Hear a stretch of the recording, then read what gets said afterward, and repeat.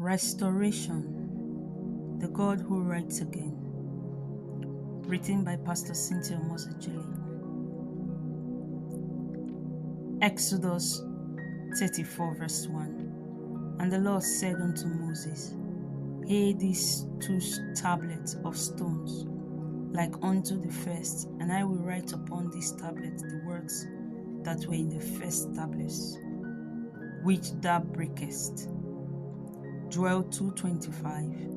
And I will restore to you the years that the locust has eaten. There are moments in life when a person looks at the damage around them and quietly wonders, can this ever be repaired again?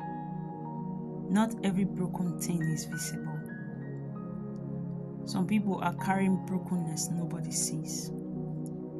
Many people think one mistake can permanently destroy destiny. One wrong decision, one fall, one broken season, one emotional collapse. And sometimes the pain is not only what happened, it is the fear that maybe God is done with me now. But scripture reveals a different side of God. A God who restores, a God who rebuilds, a God who repairs, a God who calls broken people back to the mountain again. In the book of Exodus, Moses came down carrying tablets written by God himself, sacred, holy, important for generations. Yet in anger, he broke them. Imagine the weight of that moment. The tablets were not ordinary stones. They represented covenant, instructions, and divine writings. Yet they shattered in Moses' hands, and still God did not say, now everything is ruined forever. Instead, God said, come up again. What mercy, what restoration, what hope for humanity. Because many people today are carrying the pain of broken things, broken purity, broken focus, broken marriages, broken seasons, broken years, broken trust, broken discipline, broken spiritual consistency. And one of the greatest fears human begins to carry about is the fear that some mistakes are permanent. People can forgive others more easily than they forgive themselves. Some people smile publicly while privately living under the weight of regrets. The regret of choices, relationships, emotional weakness, wrong timing, wasted opportunities, spiritual inconsistency, and over time, shame begins speaking louder than hope. The mind starts saying, you have gone too far now, and secretly they wonder, can God still write again after this? But scripture reveals something powerful. The God who wrote once still writes again. This book is the answer. Yes, if God could rewrite tables broken by human weakness, then no life is beyond restoration.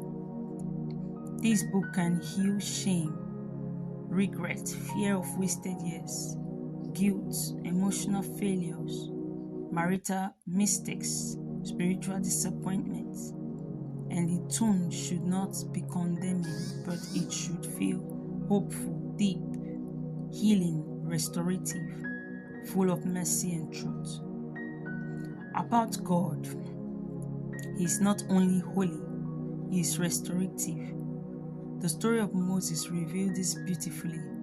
Moses carried tablets written by God himself, not ordinary stones, not human ideas, divine writings, instructions meant for generations. Yet in a moment of anger, Moses broke them. Imagine the silence after that impact, the sound of sacred things shattering, the realization that something important had been destroyed by human emotion. Many people know that feeling, the pain of realizing I damaged something valuable. And often after failure, people expect rejection. They expect God to say, "You have your chance." But instead, God told Moses, "Come up again." This word carry restoration because they reveal that failure does not automatically cancel covenant. What mercy! What hope for humanity! This means there are people reading this book who need to understand your mistake may have wounded your journey. Your failure may have created consequences.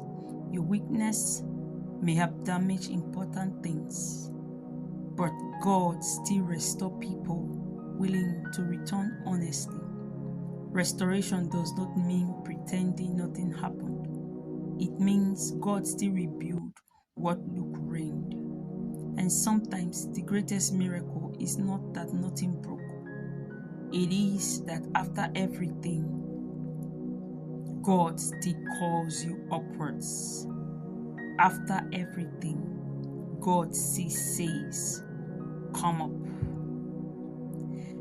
You can click to read chapter 1 and other chapters of this ebook on my seller page. God bless you.